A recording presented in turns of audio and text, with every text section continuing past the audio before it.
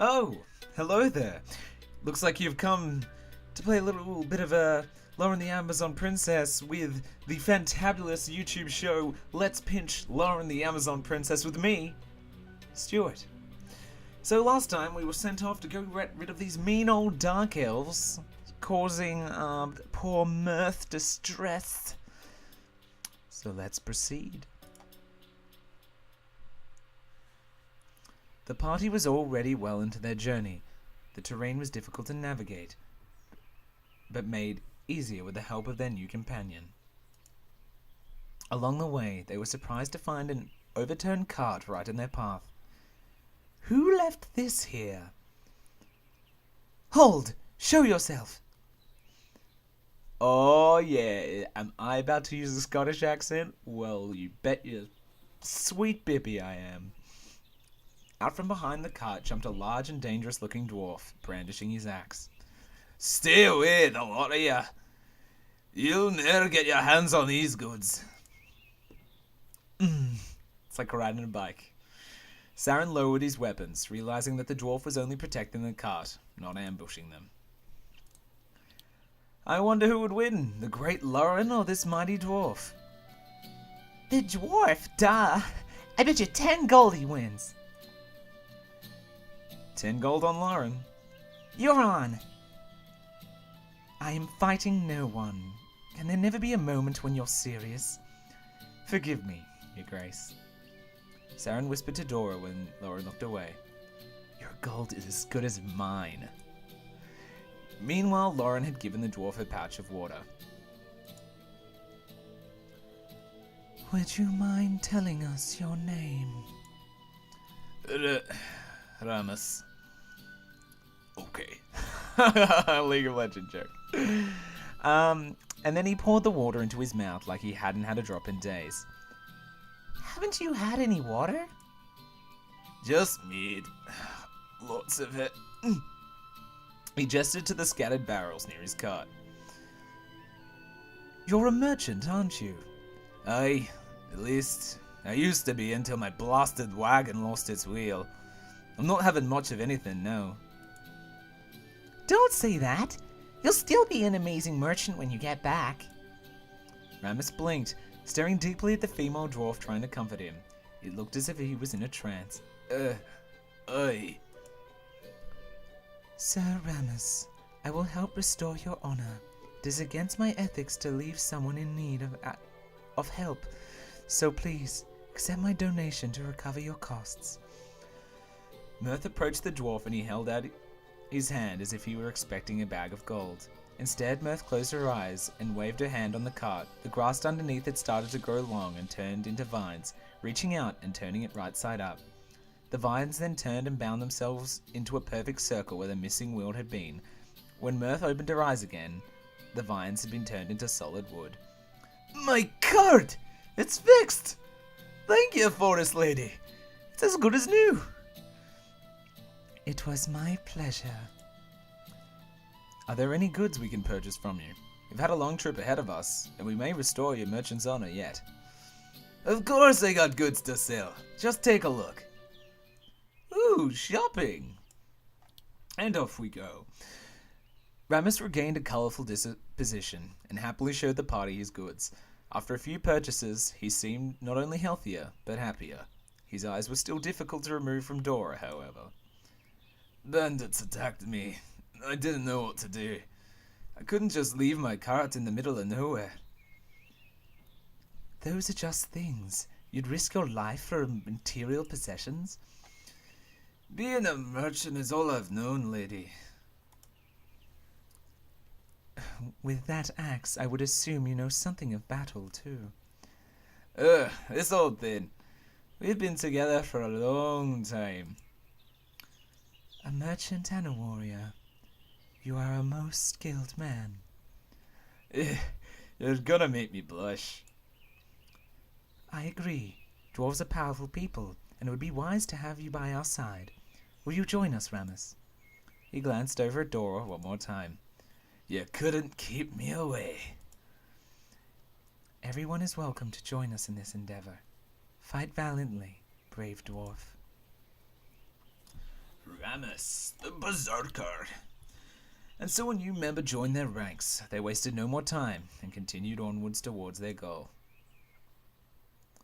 Dora explained to Ramus their mission to rid the forest of Mesfit and his rogues. He seemed to hang on to every word. I never doubted Ramus for a moment. I knew I could trust him.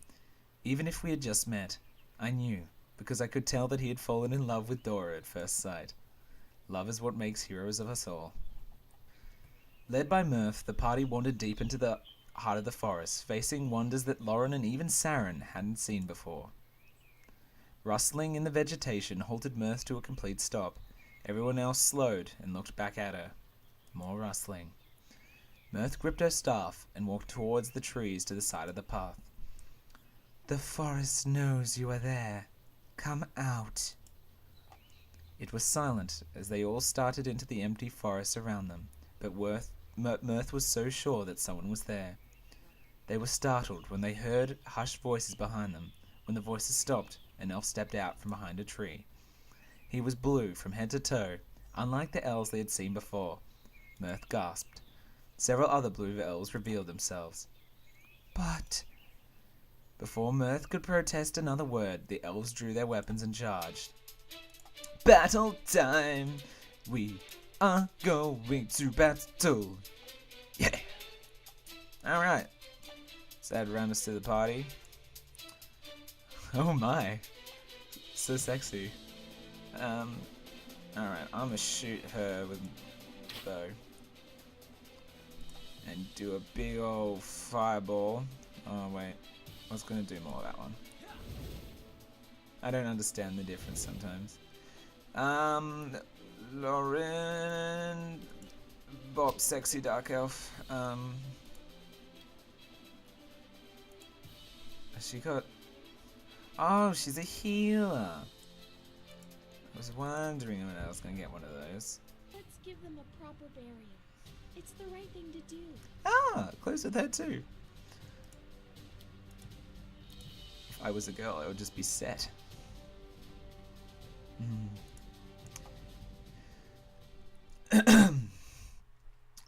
Why did these elves attack us? Why do they look odd? They're dark elves. Dark? That's never a good thing. Racism with Draco. They are who we are hunting. They do not belong in the forest. I don't understand. Mirth massaged her forehead. What's wrong? Mirth stopped rubbing her temples and smiled at Saren. I'm fine. I was not expecting this. They only come into the forest to cause trouble, and I can usually tell before it happens. Then that explains all the stashed goodies that they got on their wing. Stealing this time. What now? Looks like food. Really? Anything yummy? Can I have it since they're dead and all? Mirth sighed and took several steps away to compose herself. They're attacking our food supply. They'll stop at nothing. We must hurry. The roving gangs must end, and they must end now. Loren nodded, now understanding the threat of the Dark Elves to the forest. Mirth continued to lead them. Before long, the grass below their feet slowly turned into sand, and the trees thinned into nothing. Ooh, a desert! They were standing in the desert. A shanty town was in the near distance. Where are we? Why is the forest turned barren? This land is beyond the Druids' help. It is scarred by war and hate. Mirth's demeanor had turned cold since stepping out of the forest, as if she were withering just from being outside of her element. You will know it as the Orcish Wastes.